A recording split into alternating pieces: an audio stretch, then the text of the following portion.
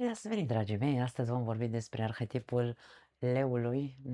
Nu mai intrăm așa de mult în detaliu pentru că am tot repetat la toate arhetipurile pe care le-am prezentat până acum. Dacă nu le-ați văzut pe cele dinainte, Berbec, Taur, Gemeni, Rac, vă invit să le vedeți pentru că, ce să vezi, așa cum am zis, toate acele arhetipuri se află în fiecare dintre noi și pe harta noastră natală. Așadar, astăzi vom vorbi despre arhetipul leului care se află pe harta mea natală, chiar dacă nu sunt leu. Wow! Și da, foarte dominant și foarte important pentru fiecare dintre noi.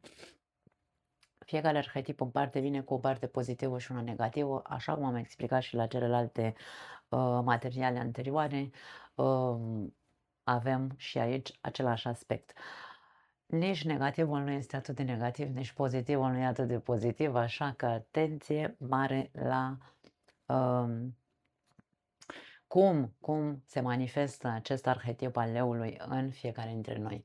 Leul este un arhetip care reprezintă, hai să spunem așa, este hai să zicem un semn zodiacal, că așa se înțelege mai bine, un semn zodiacal fix, reprezintă, hai să spunem că îi dă acea conotație de încăpățânare, da? Acel fixism, da? Pentru fiecare dintre noi, fix reprezintă ceva ce nu se mișcă, da? Ceva imobil. Un semn fix de foc adică focos, arde ceva static în el, să spunem, dacă vreți, în traducere liberă. Energie yang, energie masculină, adică activă și din cauza focului, vorbim despre o energie activă și focoasă, indiferent că vorbim, da, fiind masculin, activă însă fixă în același timp. Un mare paradox aici, așa că vom vedea. Guvernat de soare. Soarele este planeta cea mai vizibilă, o numim planetă, să spunem așa. În astrologie se vorbește despre soare ca fiind planetă, însă n-am scris aici ceva și voi scrie acum. Da, i-am făcut prostii. Ok. Da, să pun pauză ca să nu vă țin degeaba. Ok, am scris conștiință. În materialul în care am vorbit în care am descris energia solară, da, ce înseamnă soarele pe harta natală, aveți mult mai multe detalii, nu voi reveni aici cu acele informații, însă vreau să rămân aici cu acest cuvânt conștiință sau conștiință, numiți-l cum vreți, coerență, da, viziune, nu știu, a vedea soarele este planeta cea mai luminoasă din sistemul solar, da? Așadar, vorbind despre soare, vorbim despre un arhetip care are puterea să vadă foarte multe lucruri. Ideea este că manifestarea influențează foarte mult în modul în care vede lucrurile, pentru că vorbim despre un semn fix și focos, aprins, ok? Are funcție, acest arhetip are funcție sau, mă rog, vine cu o funcție, da? Da, cu o funcție în interiorul nostru. Are funcția de a ne ajuta să creăm lucruri, evenimente, copiii noștri sunt tot o creație, de a ne ajuta să strălucim, soarele fiind planeta cea mai strălucitoare și mai vizibilă din univers. Asta este ceea ce ne are funcția să ne facă să fim vizibili, să strălucim și așa mai departe și să dăruim. De ce? Pentru că soarele în univers, singurul lucru pe care îl face este să dăruiască. Ce dăruiește? Căldură, dăruiește viață. Ok? Așadar, verbul sau verbele specifice acestui arhetip sunt eu iubesc.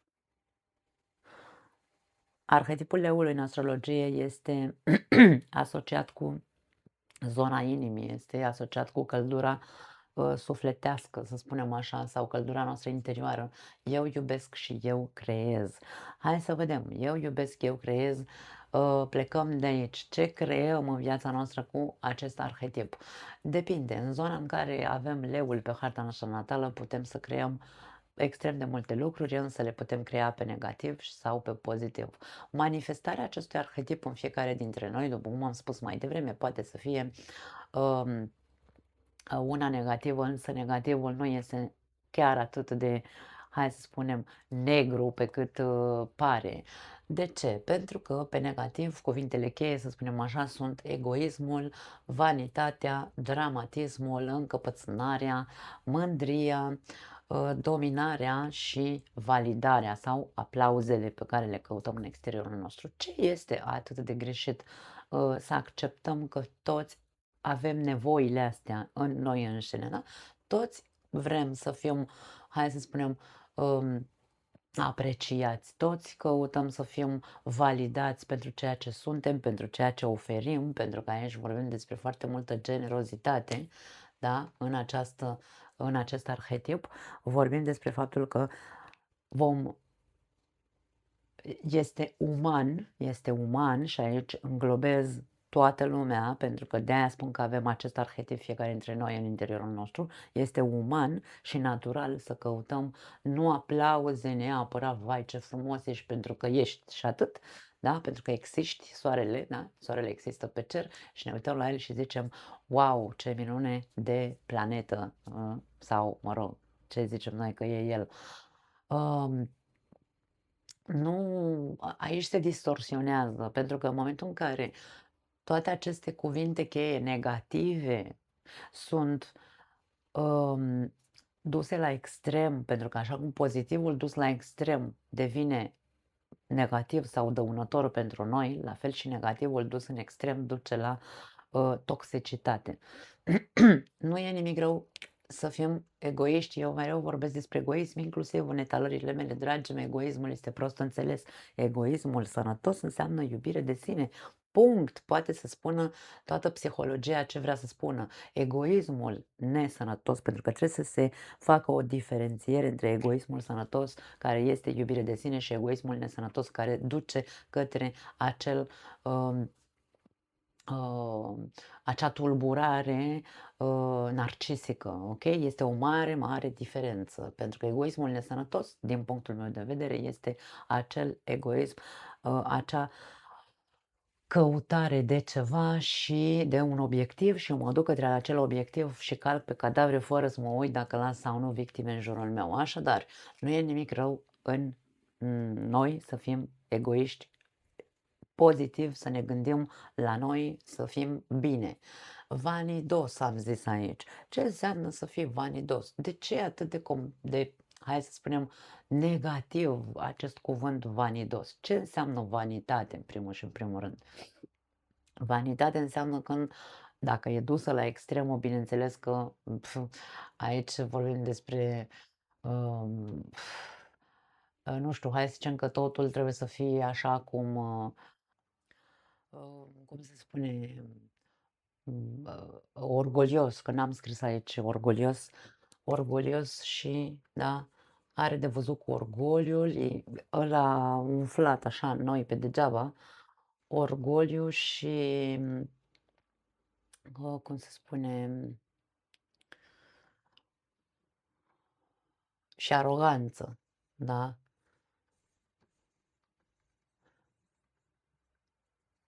Atunci devin vanidos, în momentul în care sunt atât de orgolioasă și de arogantă, dar fără să fac nimic special în viața mea, da? Pentru că leul înseamnă a fi special, a fi rege, da? A fi unic și special. Toți încercăm să fim, într-un fel sau altul, unici și speciali. Fiecare dintre noi suntem unici și speciali în felul nostru, însă când ne asumăm această unicitate și, vezi, Doamne, suntem foarte speciali și trebuie să ne acceptăm așa cum suntem, trebuie să avem un, hai să spunem, un criteriu de selecția valorilor noastre, pentru că nu orice valoare sau orice calitate este într-adevăr o calitate. Eu pot să spun despre mine că sunt unică și specială. Harta mea natală, pardon, este dominată de zodia leului, da? Eu știu cu ce se mănâncă acest arhetip, credeți-mă. Ideea este că în momentul în care uh, eu mă cred unică și specială, însă eu fac diferența acum. Când eram tânără, unică și specială, pentru mine eu eram cea mai unică și specială și eram așa o egoistă din aia care vroiam totul pentru mine și nu-mi păsa dacă îi fac rău celuilalt. Eu am trecut prin toate lucrurile astea, dragii mei. E foarte greu și dureros când se sparge capul și te trezești la realitate. Wow, cât de tare doare, dar e atât de gratificant într-un fel sau altul. De-aia pot să vorbesc cu atât de multă dezvoltură despre chestiile astea, pentru că știu cu ce se mănâncă. Eu pot să o țin pe mea și să zic că sunt unică și specială, însă valorile mele sau lista valorilor mele este una nemeritată, să spunem așa. Adică mă cac pe mine, ca să zic în două cuvinte românești, da? Și atunci nu face decât să-mi scoate în evidență faptul că am un orgoliu și o aroganță pe care nu o merit, pentru că nu mi-am câștigat-o, nu mi-am autocâștigat-o într-un fel sau altul, da? Nu am investit nimic în mine, nu m-am făcut nimic, doar mă cred buricul pământului și înfumurată și așa mai departe. Atenție!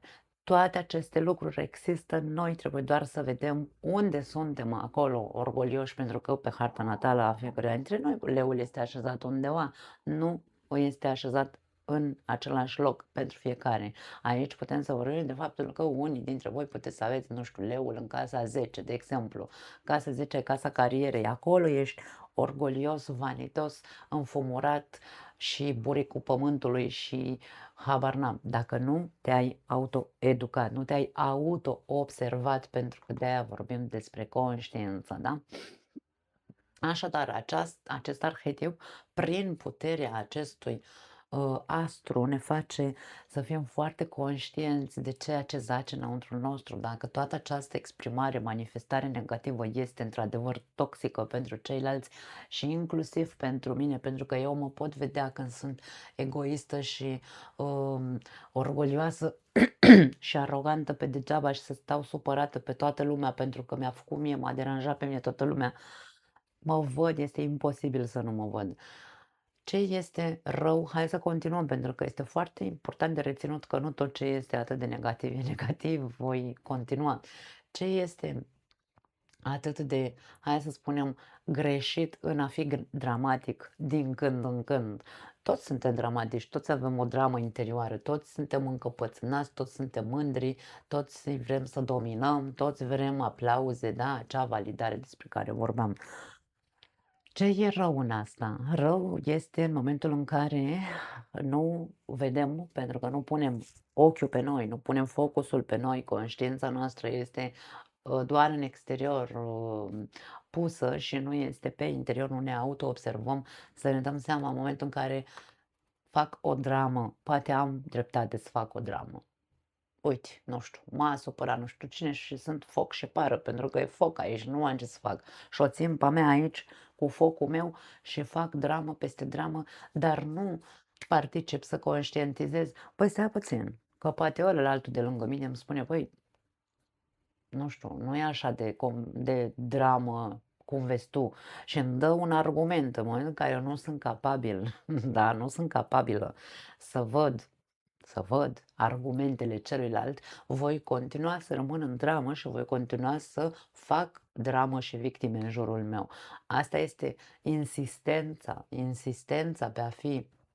pe a nu mă observa și a nu vedea unde sunt atât de și de ce, care sunt motivele. Există motive reale pentru care eu să mă comport așa, atunci bineînțeles că trebuie să-mi dau seama cât sunt de toxic, pentru că soarele nu face doar, hai să spunem bine, un exces solar, un exces de căldură se transformă în fierbânțeală și pârjolește, arde, nu mă voi sătura să spun aceste cuvinte pentru că este ceea ce face. Dacă nu ne protejăm, da, de atâta foc, de atâta soare, de atâta căldură, e posibil să lăsăm totul în jurul nostru negru, nici de cum, creativ, constructiv, să existe iubire și, hai să spunem, căldură și frumusețe în jurul nostru, sau să existe viață. Nu va exista moarte și nimic mai mult. Așadar, focusare, da? Auto-observare. Pozitivul este foarte ok atât timp cât nu este dus la extrem și aici este cu virgulă, așadar. Vorbim despre extrovertiți aici, vorbim despre faptul că acest arhetip este un arhetip extrovertit care, hai să spunem într-un fel sau altul, în legătură cu drama, vorbim despre teatru, în această zodie se află foarte mulți actori, da? Născuți în această zodie sau au ascendentul în leu în general. Vorbim despre această extroversie naturală, într-un fel sau altul, este foarte natural din noi, în acea zonă în care avem leul pe harta noastră natală, în care putem să vorbim despre orice, putem să um, experimentăm, da, orice, suntem deschiși să experimentăm o grămadă de lucruri. Vorbim despre autoafirmare. Autoafirmare, știi ce înseamnă? Domne, eu mă afirm, vin aici, în fața camerei de luat vederi, în acest caz, sau mă pun pe o scenă, în cazul unui actor sau unui artist, mă pun pe o scenă și ce fac este că mă autoafirm așa cu ceea ce eu sunt, cu ceea ce eu pot să ofer, da? Dar există întotdeauna viziunea unei scene, unui scenariu, da? În acest arhetip. Întotdeauna vom căuta să ne autoafirmăm în ceva anume. Suntem creativi, creativitatea dusă la extrem, știm foarte bine și și extroversia și autoafirmarea și creativitatea și încrederea, excesul de încredere duc și ele la toxicitate, duc la lucruri negative, duc la acest orgoliu, aroganță și creativitatea în exces poate fi haotică, adică putem să creăm mulți monștri, da? Sau multe situații monstruoase în viața noastră. Putem să creăm un alt exemplu cu acest arhetip este iubirea, pentru că este ceea ce am zis, guvernatorul inimii, într-un fel sau altul, vorbim despre iubire pătimașă. Putem să creăm relații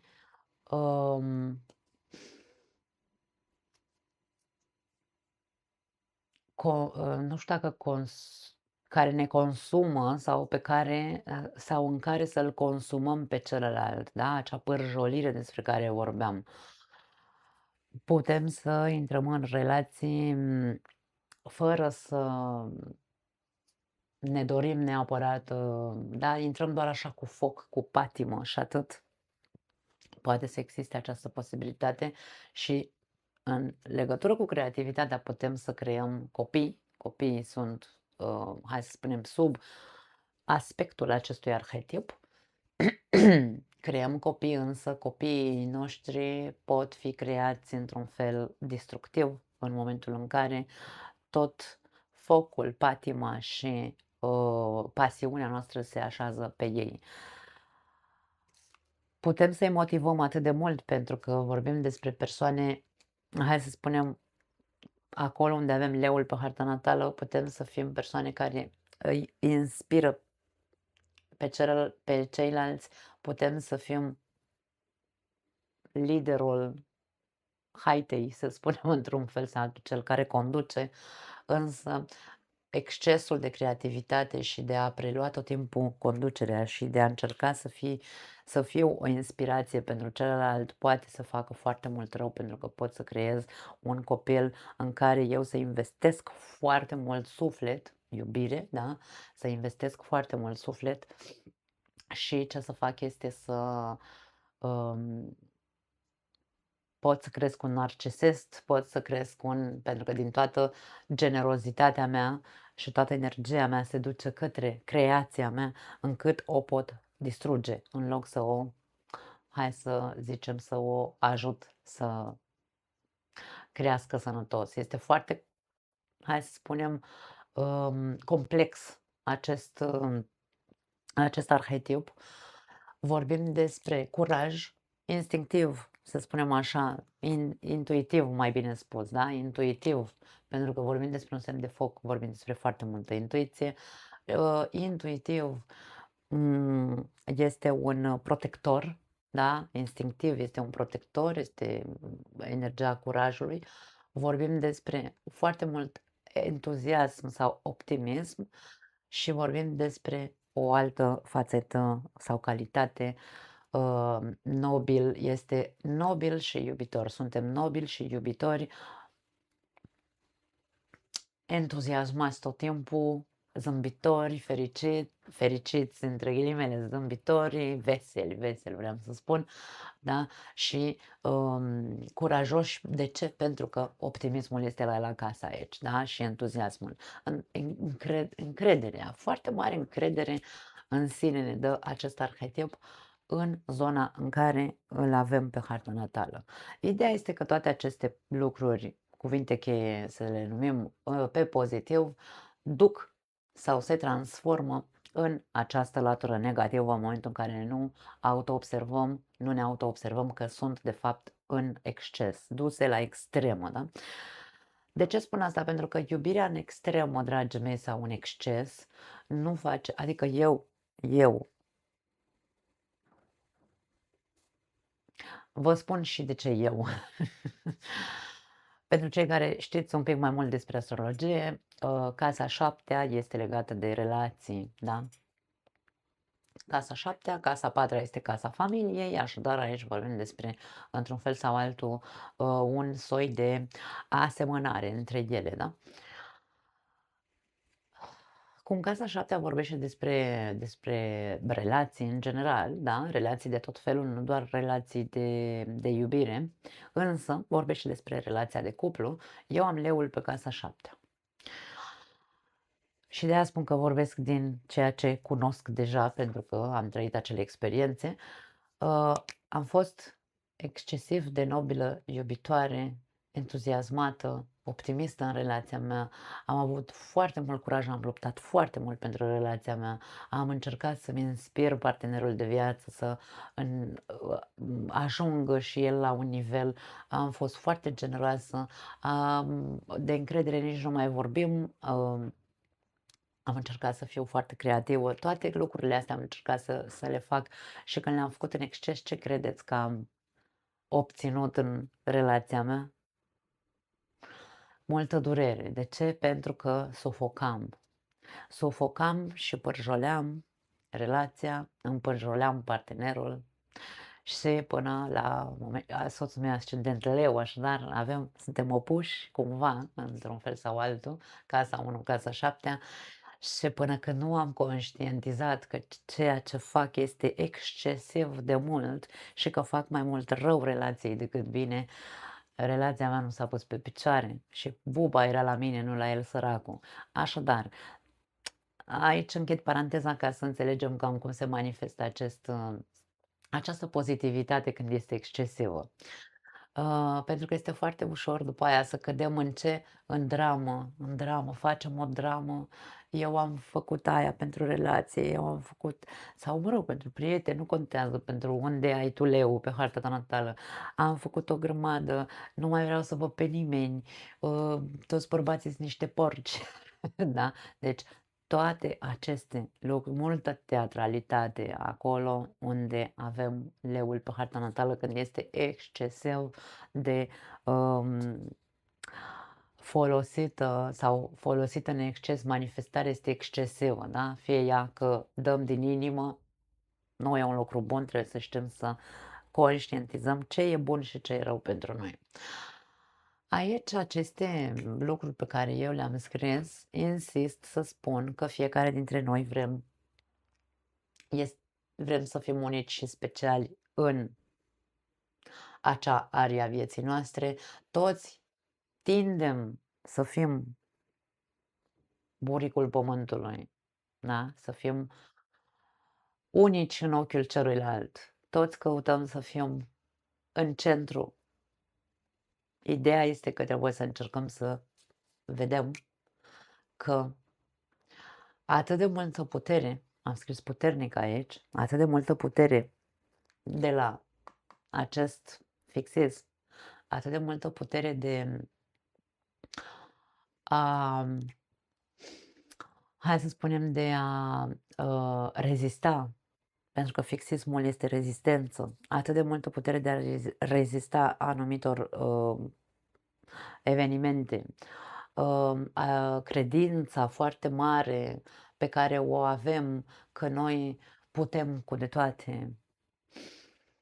E ca și cum acest arhetip ne oferă acea putere interioară în care noi să credem că vom putea face față singuri. Și aici e cea mai mare greșeală, pentru că nu ne dăm voie niciodată să fim vulnerabili.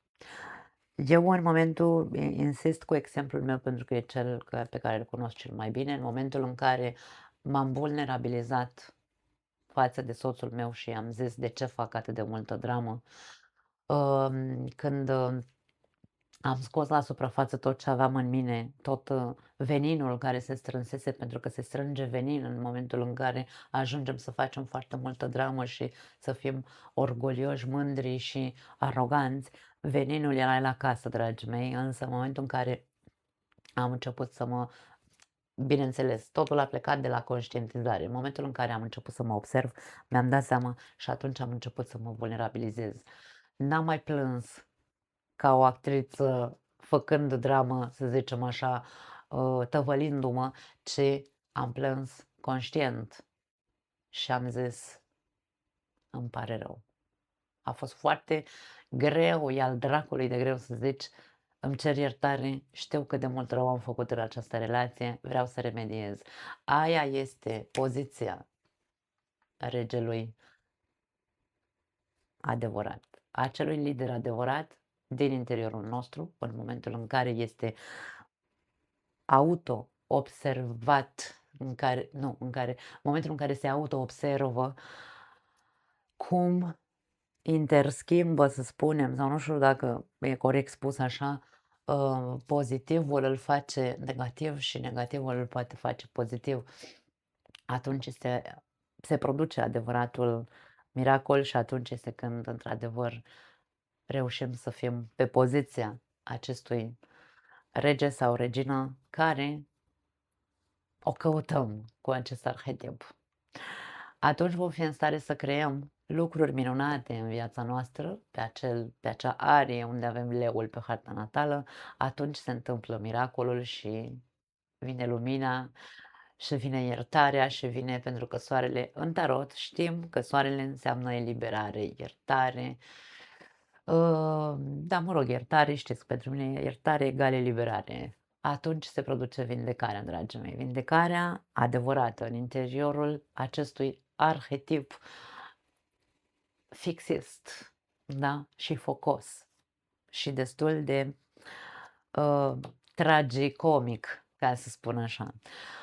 Ce să zic, cam asta este ceea ce eu văd în acest arhetip, este ceea ce eu am trăit la nivel foarte personal, așa că am ținut să împart cu voi părerea mea. Acum ce spun alte persoane despre acest arhetip, fiecare să-și aleagă, hai să spunem, persoana cu care rezonează. Eu cam asta am de spus în legătură cu acest arhetip. Vă aștept la comentarii, vă aștept la opinii, vă aștept la tot ce vreți voi pe secțiunea comentarii. Vă pupăcesc, ne vedem data viitoare. Ciao!